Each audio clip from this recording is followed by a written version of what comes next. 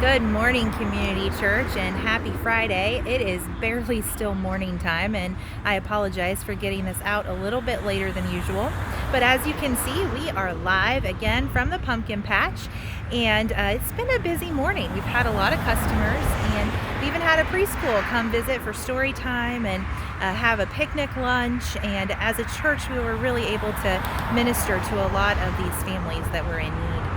Now, if you give me just a second, I'm going to go ahead and switch the screen and give you a really good look at our pumpkin patch today. As you can see, as I kind of scroll along, like I said, we're live. We have customers in the patch and lots of things happening, but there are many empty pallets. And don't get dizzy yet, I'm trying to go slow. As we look at the far side of the lawn, there's actually nothing even over there. It's completely empty on the far side. And all of these empty pallets are just waiting to be renewed and refilled.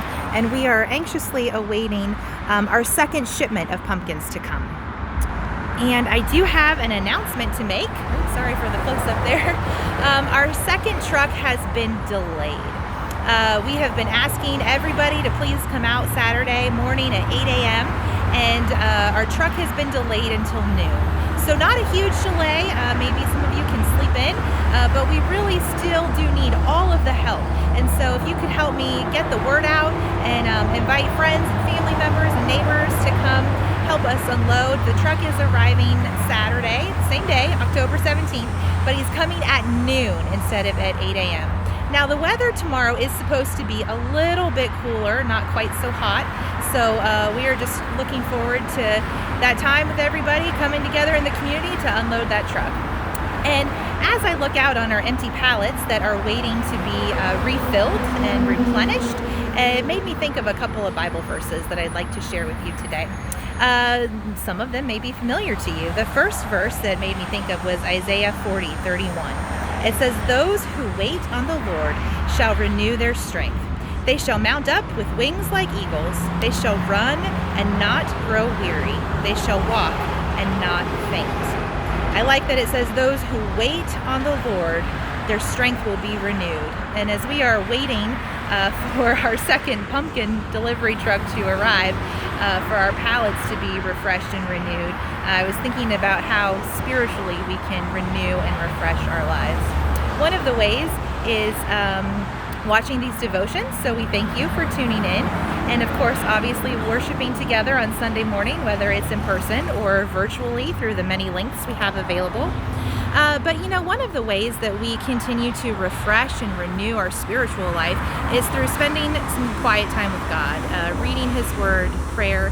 And Pastor Ted has really been helping us with this year with our SOAP readings.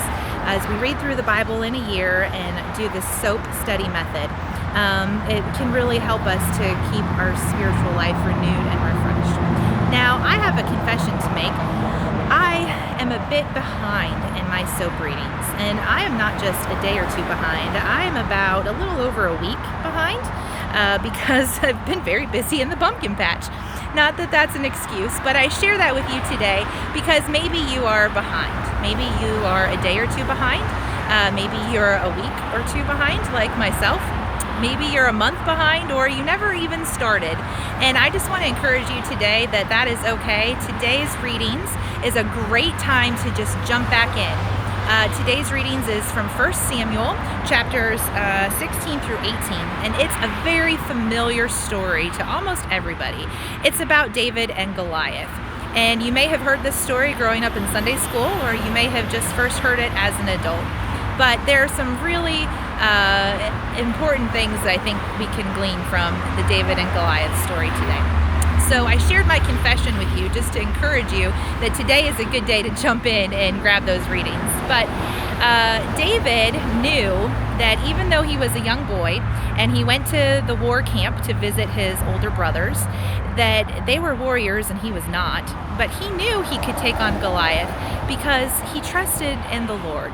And it was through the Lord's strength that he could accomplish this mighty task and not his own. He also knew that he could do it because the Lord had already helped him in previous things. When he was watching the sheep, he killed a lion and he killed a bear. And he said, how much different can this giant Philistine be? And so David's confidence came from his trust in the Lord. And friends, I just want to encourage you today that our confidence comes from our trust in the Lord, that there is nothing that we can't do without the help of God. Scripture says that we can do all things through Christ who strengthens us, because it's not in our strength, it's in His. You know what? I find that really encouraging, looking forward to this upcoming unloading of the pumpkins, because as many of you know, it's a lot of hard work, it's a lot of manual labor, it's very warm and hot outside, we have to wear masks while we're doing it, and that can make it very difficult. But I know, because I have faith in the Lord, that it's through His strength that the right volunteers are going to come and show up, and that we're going to be able to get it done through His strength. And also because He's been faithful and we've gotten it done every other time before. This church has been doing this for 30 years, and even though it seems like an almost impossible task to unload a giant semi-truck full of pumpkins, it happens every year and it gets done every year, and it's very successful. It's blessing us, it's blessing our youth ministry, and it's blessing our community. So I'm just excited to be here live in the pumpkin patch today. Thank you for joining in.